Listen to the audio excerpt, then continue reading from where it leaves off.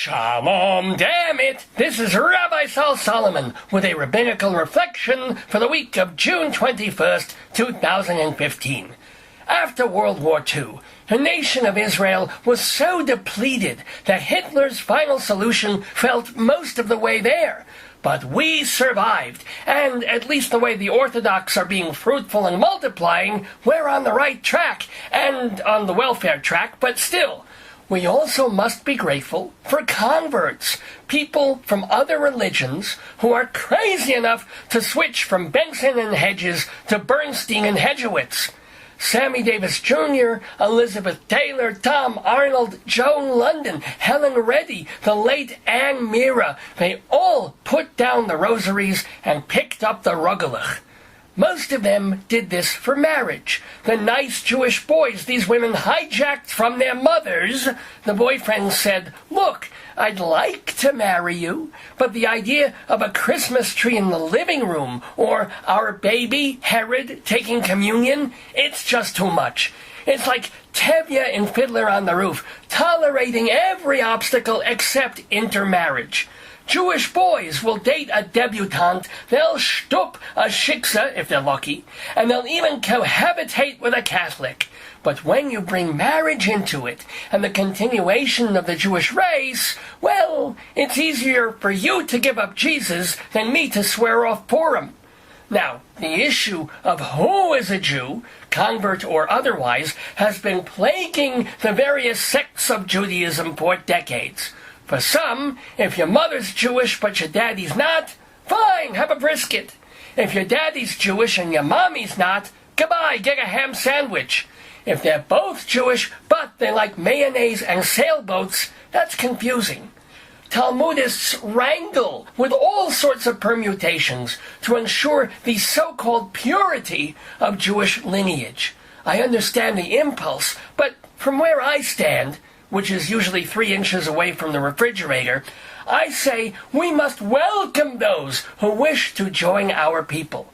It's not as if we have such a surplus of Jews that we can afford to turn away a few hundred. So, if converts are willing to abide by the rules, and I don't mean kashrut, daily prayers, and the holidays, I just mean no New Testament, and at 68, you have to move to Florida. If you're willing to be part of our misunderstood, maligned, but magnificent people, by all means, welcome. Bring pastry. I mention all this because news broke last week that Jenna Jameson, oh, don't make believe you've never heard of her, Jenna Jameson, the former pornographic actress, will be converting to Judaism.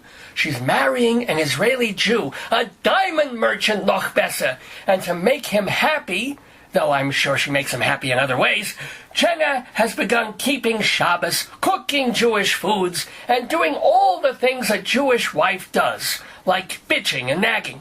Some Jewish feminists are not happy about adding Jenna Jewison to the fold. They ask, how can this woman, who has had so much sex on camera, become Jewish, since Jewish women never want sex anywhere? These ladies find Jameson's behavior degrading to women, not to mention that her husband-to-be is a typical Jewish man. Instead of going out with dumpy J-dates, he has the hots for a skinny blonde shiksa.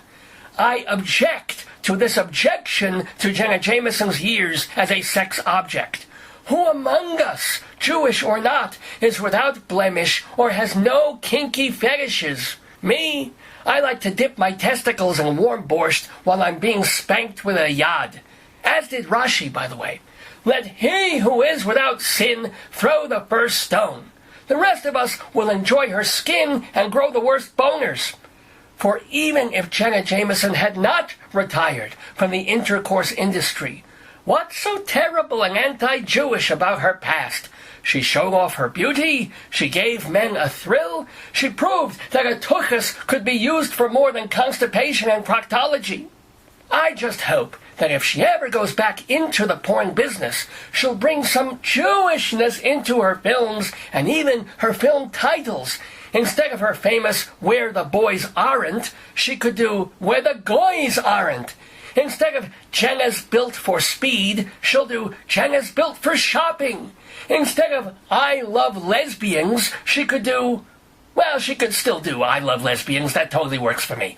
So, if Jenna Jameson Judaifies, God bless her. Literally.